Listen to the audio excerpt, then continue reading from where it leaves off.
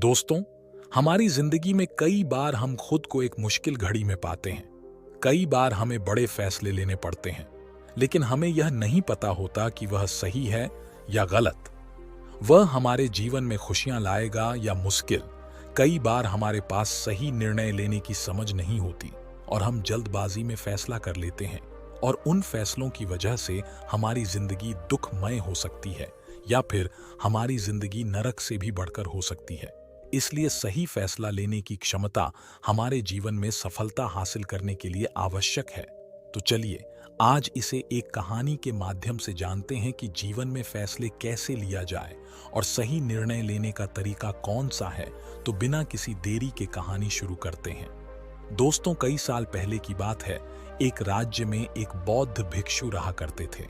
सभी जगहों पर उनके ज्ञान के बड़े चर्चे थे।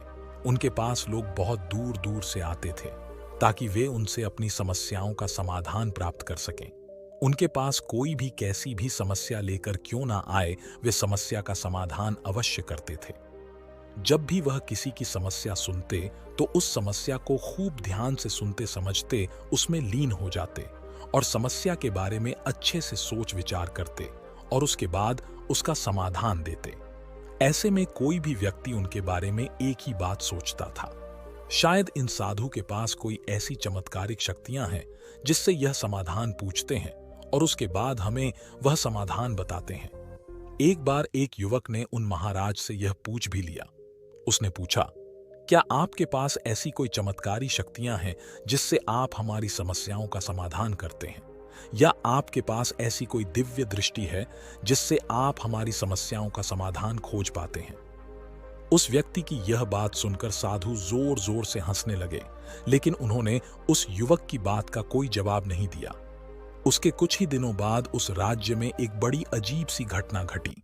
उस राज्य में एक बुढ़िया औरत रहा करती थी जो अपने पूरे घर में अकेले ही रहती थी। उसका कोई ना था।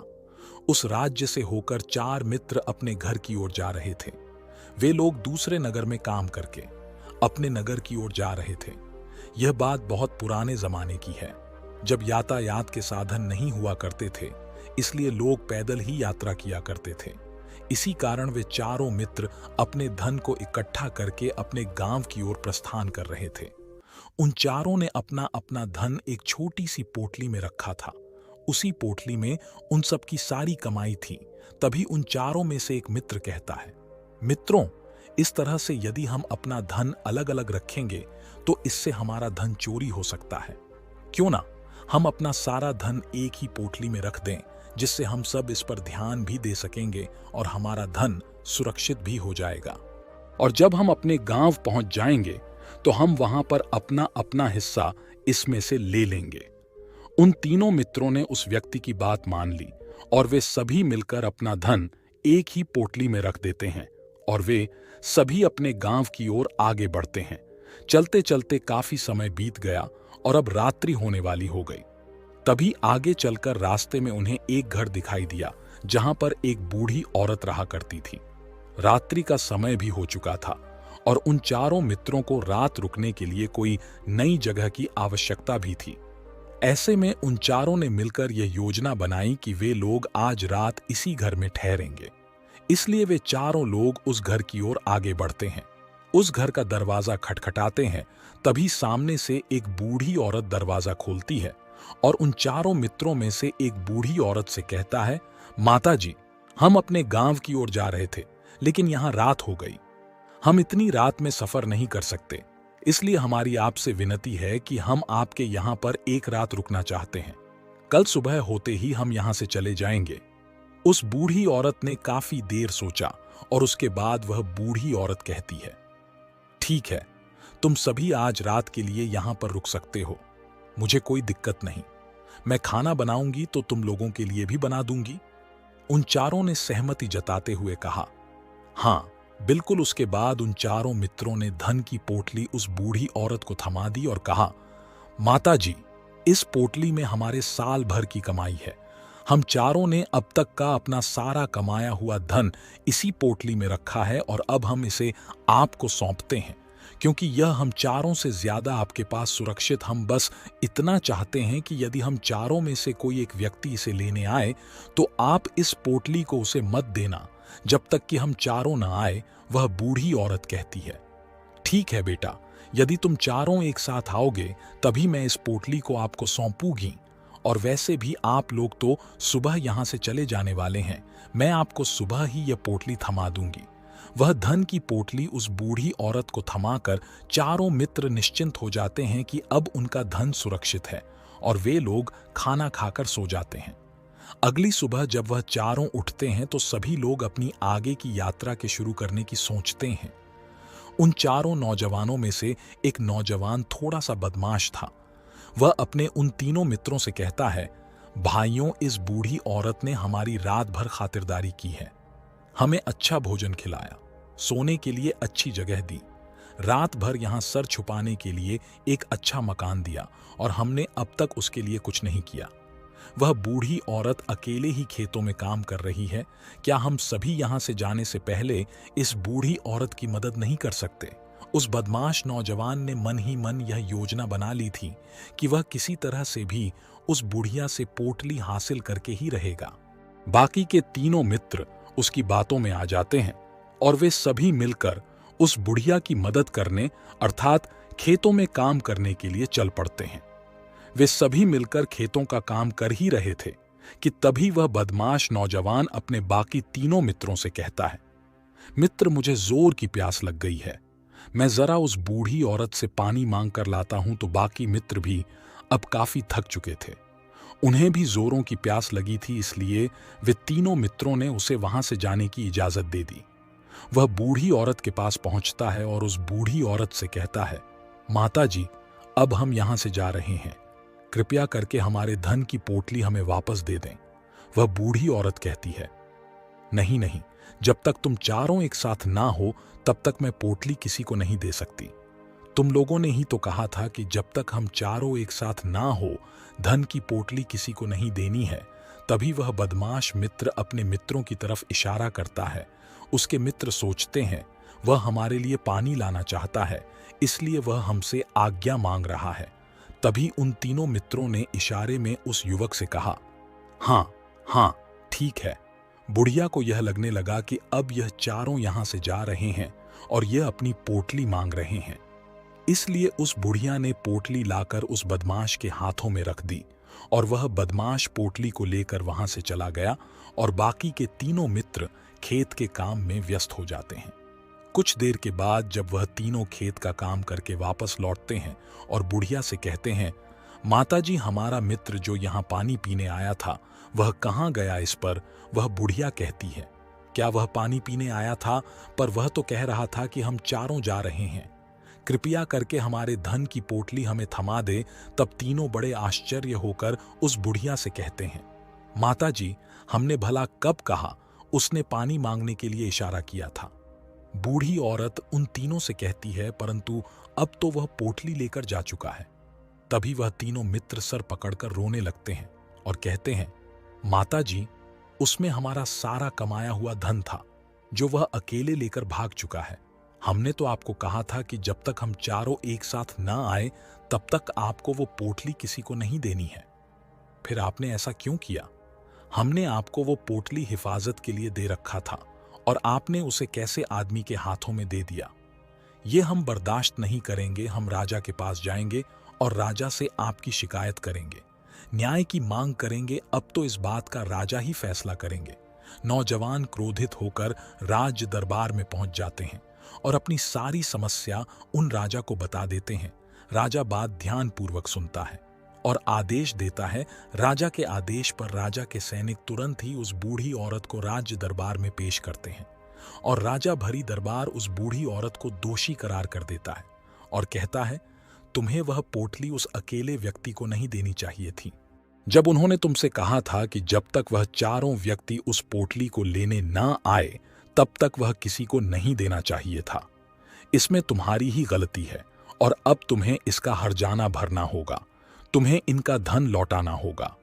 राजा का यह आदेश सुनकर बूढ़ी औरत फूट फूट कर रोने लगी और राजा से मदद की गुहार लगाती है और कहती है कि राजन, मैं तो एक बूढ़ी औरत हूं और मेरे पास इतना धन नहीं है, और ना ही मेरे घर में कोई ऐसा है जो धन कमाता हूं। मेरे पास इतना धन नहीं कि मैं इनका धन लौटा सकूं। मैं तो अकेली हूं, बेसहारा हूं। कृपा करके मुझ पर रहम करें।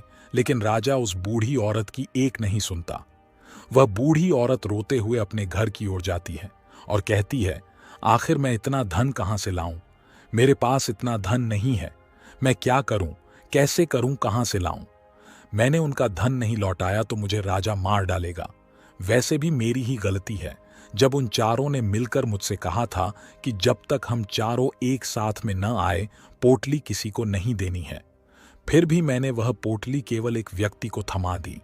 वह रोते रोते यह सारी बातें सोचते हुए अपने घर की ओर जा रही थी। तभी रास्ते में उस बूढ़ी औरत को वही संत मिले जो उस नगर में किसी भी समस्या का समाधान बड़ी ही सरलता और सहजता से करते थे। उन्होंने उस बूढ़ी औरत से कहा, क्या बात है बेटी, क्यों रो रही हो? इस पर वह बूढ़ी औरत उस संत को सब कुछ सच सच बता देती है और कहती है, महाराज, इसमें गलती तो मेरी ही है। उन चारों ने तो पहले ही कहा था कि जब तक वे चारों एक साथ ना आए तब तक वह पोटली मुझे किसी को नहीं देनी है। लेकिन मेरी मति मारी गई थी और वह पोटली केवल एक व्यक्ति को थमा दी और वह उनका सारा धन लेकर वहां से भाग गया। लेकिन अब मुझे यह समझ नहीं आ रहा कि मैं इतना धन कहां से लाऊं।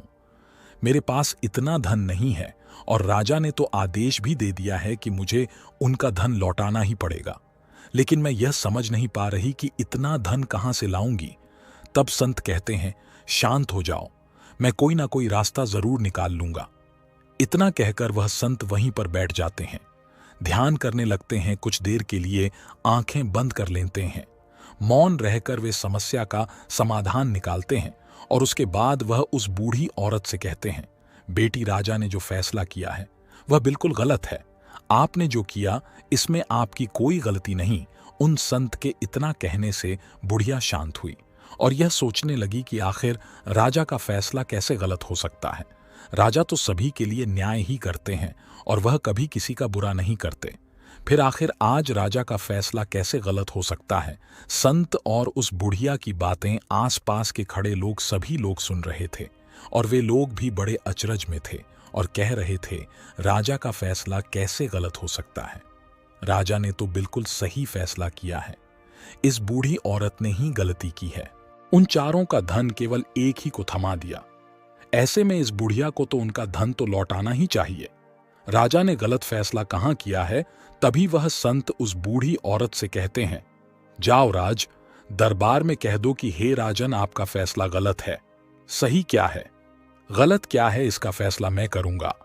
पहले तो बूढ़ी औरत इतनी हिम्मत ही नहीं जुटा पा रही थी कि वह राज दरबार में जाकर यह सब कह सके कि राजन, आपका फैसला गलत है।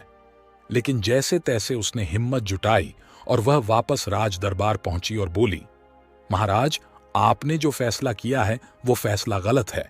इतना कहकर उसने राजा को सारी बात सच सच बता दी। उस बूढ़ी औरत की बात सुनकर राजा बहुत क्रोधित हुआ। राजा ने उस बूढ़ी औरत से कहा, कौन है वह संत जिसने मेरे फैसले को गलत बताया है? क्या उन्हें नहीं लगता कि मैंने सही निर्णय किया है? मैं हर रोज कई निर्णय लेता हूं, कई फैसले करता हूं, लेकिन आज तक कभी किसी ने मुझसे यह नहीं कहा कि मेरा फैसला गलत है। यदि उन संत ने मुझे सही फैसला न सुनाया तो उन्हें फांसी की सजा दे दूंगा। यह बात पूरे नगर में फैल गई। सभी लोग यह जानने के लिए हैरान थे कि आखिर वह साधु ऐसा कौन सा फैसला सुनाने वाले हैं जो राजा से भी उचित होगा, जिसमें सबके लिए न्याय होगा। राजा ने अपने सैनिकों को तुरंत आदेश दिया और कहा, संत को राज दरबार में लाओ। राजा की आज्ञा के अनुसार वे सैनिक उन संत को लेने के लिए निकल पड़े और संत को लेकर सैनिक राज दरबार में पहुंचे। सभी लोग उन संत के फैसले का इंतजार कर रहे थे। उन संत को देखकर राजा कहता है, महाराज, आपको ऐसा क्यों लगता है कि हमने जो फैसला किया है वह गलत है? इस बुढ़िया ने वादा किया था कि वह चारों लोगों को एक साथ ही वह पोटली थमाएगी। फिर आखिर उसने अपना वादा क्यों तोड़ा? इसलिए गलती इसी की है, क्योंकि इसने केवल एक ही को वह पोटली दे दी और वह उनका सारा धन लेकर भाग गया। इसमें इसी की ही गलती है। इसको धन तो लौटाना ही पड़ेगा। तब संत कहते हैं, राजन, आपका फैसला ठीक था, लेकिन मैं आपसे कुछ कहना चाहता हूं। इस पर राजा कहता है, ठीक है, कहिए, आप क्या कहना चाहते हैं। इस पर वह साधु बड़ी विनम्रता से राजा से कहता है, हे राजन, जैसा कि वादा किया गया था कि पोटली एक साथ उन चारों को ही दी जाएगी, तो अभी तो यह केवल 3 है। चौथा कहाँ है? इनसे कहिए कि यह लोग यहां से वापस जाएं और अपने उस चौथे मित्र को यहां लेकर आए, तभी इनका धन वापस किया जाएगा। और वादा भी ऐसा ही किया गया था कि जब तक चारों लोग एक साथ ना हो तब तक उनका धन नहीं लौटाया जाएगा। और यदि यह बूढ़ी औरत इन तीनों को धन लौटा देती है तो यह बूढ़ी औरत अपना वादा तोड़ देगी, और यह सही नहीं है। इसलिए यदि आप चाहते हैं कि इनका धन लौटाया जाए तो पहले उनसे कहिए कि यह लोग जाएं और अपने उस चौथे मित्र को यहां पर वापस ले आए। उस राज दरबार में हर कोई इस बात को सुनकर बहुत खुश हुआ, और संत की तारीफ की राजा तुरंत ही उन संत के सामने सिर झुका लेता है और हाथ जोड़कर उनसे कहता है कि महाराज, आपका यह फैसला इतना सही कैसे हो सकता है? आखिरी यह बात मेरे दिमाग में आई क्यों नहीं? इसका कारण आप ही बता दो। तब संत उस राजा से कहते हैं कि राजन, आपके पास और भी काम होते हैं। आप दिन भर व्यस्त रहते हैं और आपको जल्दबाजी में फैसले लेने पड़ते हैं। आपने मामला समझा, लेकिन इसे देखने में गलती कर दी। आपने केवल ऊपरी तौर पर देखा, आपने इसकी गहराई तक जाने का प्रयास ही नहीं किया। यदि आपने इस मामले की गहराई को देखा होता, समझा होता, तो आप भी सही फैसला करते। जब तक हम किसी मामले की गहराई तक नहीं जाते, तब तक हम उसका सही समाधान नहीं निकाल सकते। लेकिन हम में से अधिकांश लोग तो अपने फैसले केवल जल्दीबाजी में लेना चाहते हैं, भले ही वो मामला कितना ही गंभीर क्यों ना हो। हमें तो बस अपना हक चाहिए, हमारा नाम होना चाहिए। भले ही फैसला आगे चलकर हमारे लिए नुकसानदायक क्यों ना हो, लेकिन हम तो उस मामले की गहराई तक जाने के लिए सोचते तक नहीं। तभी वह राजा उन संत से कहता है, महाराज, क्या आपके पास कोई दिव्य शक्ति है जिससे आप सवाल करते हैं और बदले में वह आपको जवाब देती है, जिस कारण आप सटीक और सही समाधान बता पाते हैं? राजा की बात सुनकर संत ने राजा से कहा, यह सवाल मुझसे कई लोगों ने पूछा है और मैंने कभी किसी को कोई जवाब नहीं दिया, लेकिन आप इस राज्य के राजा हैं, इसलिए मैं आपके प्रश्न का उत्तर देता हूं। संत ने कहा, आप में से कई लोगों को यहां ऐसा लगता है कि मेरे पास कोई ऐसी शक्तियां हैं जिनसे मैं बात कर सकता हूं, जिससे मैं कोई भी समस्या का समाधान पा सकता हूं। लेकिन मैं आप लोगों को एक बात सच सच बता देता हूं, मेरे पास ऐसी कोई शक्तियां नहीं हैं। मैं तो केवल हर मामले की गहराई तक सोचता हूं, उस बात पर विचार करता हूं, तो मेरे सामने कई सारे समाधान आते हैं, और जो समाधान मेरे सामने आते हैं मैं उन पर भी विचार करता हूं, उनके बारे में भी गहराई तक जाता हूं, और जब मुझे लगता है कि इस समस्या का समाधान यही होना चाहिए, तभी मैं वह समाधान उस व्यक्ति को देता हूं, ताकि वह अपनी समस्या का समाधान कर सकें। अब आप ही सोचिए, आप जल्दीबाजी में यह फैसला लेकर इस बुढ़िया का जीवन पूरी तरह से बर्बाद कर देते। हमारा पूरा जीवन केवल एक फैसले पर निर्भर करता है। यदि वह फैसला सही हुआ तो हमारा जीवन अच्छा हो जाएगा, और यदि वह फैसला गलत निकला तो हमारा जीवन नर्क से भी बदतर हो सकता है। इसलिए यदि आप सही और सटीक फैसला लेना चाहते हैं तो आपको मौन रहकर उस पर विचार करना सीखना होगा, क्योंकि हमारे फैसले ही हमारा भविष्य तय करते हैं, हमारी जिंदगी का अगला पड़ाव तय करते हैं। फिर चाहे वह फैसले छोटे हो या बड़े, वही हमारी जिंदगी को निर्धारित करते हैं। इसलिए सबसे पहले हमें सही फैसले लेने के लिए मौन रहना आवश्यक है, उन पर विचार करना आवश्यक है, और जब आप ऐसा करते हैं तो आपके सामने एक ही समस्या के कई सारे समाधान निकल कर आते हैं। और जब आप उन पर गौर करेंगे तो आपको यह समझ में आएगा कि उन फैसलों का समाधान कैसा होना चाहिए, इस समाधान से आपको क्या फायदा होगा और क्या नुकसान होगा। उस समाधान पर सोच और विचार करने पर ही आप उसे समझ सकते हैं, और तभी आप यह निर्णय भी ले सकते हैं कि क्या यह समाधान उचित रहेगा या नहीं। और यह सब तभी संभव हो सकता है जब हम कम बोलना शुरू करें। कम बोलने का अर्थ यह नहीं कि आप बिल्कुल न बोलें, इसका अर्थ यह है कि आप अंदर से शांत हो जाए, और जब आप भीतर से शांत होने लगते हैं तो आपका मन स्पष्ट होने लगता है, साफ होने लगता है, और आप किसी भी चीज पर विचार करने लगते हैं, और जब आप भीतर से शांत होने लगते और आप ऊपर से भी कम बोलते हैं, जब आप धीरे धीरे कम बोलने के आदी हो जाते हैं, तो आप साफ और स्पष्ट तौर पर सोच समझ पाते हैं। आपके विचारों में शुद्धता आ जाती है, जिससे आपको यह साफ और स्पष्ट देखने को मिल जाता है कि कौन सा फैसला सही होगा और कौन सा फैसला गलत होगा। आपको उस परिस्थिति में क्या करना चाहिए और क्या नहीं करना चाहिए। लेकिन हम में से अधिकांश लोग अपने आप को सही साबित करने के लिए, अपने आप को अच्छा साबित करने के लिए अत्यधिक बोलते हैं, और इतना बोलते हैं कि हर कोई उनकी बातों को गंभीरता से नहीं लेता। ऐसा लगता है कि मानो ज्यादा बोलना ही हमारे लिए हमारा शास्त्र है, लेकिन वह यह भूल जाते हैं कि वह अधिक बोलकर मूर्ख बन रहे हैं। लोग हमारा मजाक बनाते हैं, हमें मूर्ख समझते हैं, हमसे दूर रहने लगते हैं क्योंकि उन्हें हमारी बकबक अच्छी नहीं लगती। लेकिन जब आप भीतर से शांत होने का प्रयास करते हैं और धीरे धीरे भीतर से शांत होने लगते हैं, तो आप खुद ब खुद ऊपरी तौर पर कम बोलना शुरू कर देते हैं। इससे आपके मन में, आपके मस्तिष्क में एक साफ और स्पष्ट विचार उत्पन्न होते हैं, और आप अपने आप को साफ स्पष्ट तौर पर समझ पाते हैं, देख पाते हैं आपको कब क्या, कैसे, क्यों, इस तरह से कौन सा फैसला लेना सही है या नहीं, यह भी आप अच्छी तरह से समझ और जान पाते हैं। जब आप कम बोलना शुरू करते हैं, जब आप अपने आप को बहुत अच्छी तरह से समझना शुरू कर देते हैं, अपने आप पर अच्छी तरह से विचार करना शुरू कर देते हैं, तब आपको यह बात भी बहुत अच्छी तरह से समझ में आने लगती है कि जो हम बेकार की बकवास पर हमारे शरीर की बेवजह ही इतनी सारी ऊर्जा यूं ही व्यर्थ हो जाती है, नष्ट हो जाती है, जिसे हम चाहे तो किसी जरूरी काम में लगा सकते हैं, फैसले लेने में लगा सकते हैं, जिससे हम तनाव मुक्त रह सकते हैं और हमें अच्छी नींद भी आ सकती है।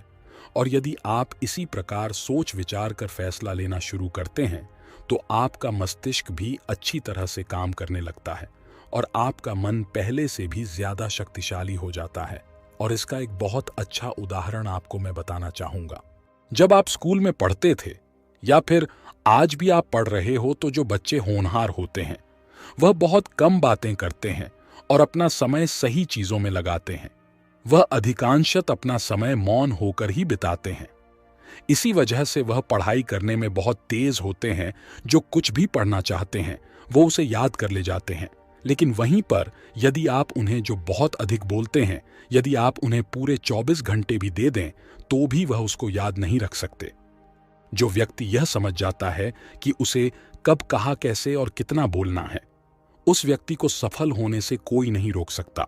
आप इतिहास उठाकर देख सकते हैं, आज तक जो भी लोग महान हैं, जो लोग भी सक्सेसफुल बने हैं, उन लोगों की आदत बहुत कम बोलने की है।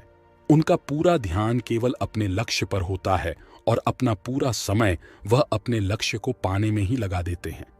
इसलिए आपको भी यह आदत अपने जीवन में उतारना चाहिए।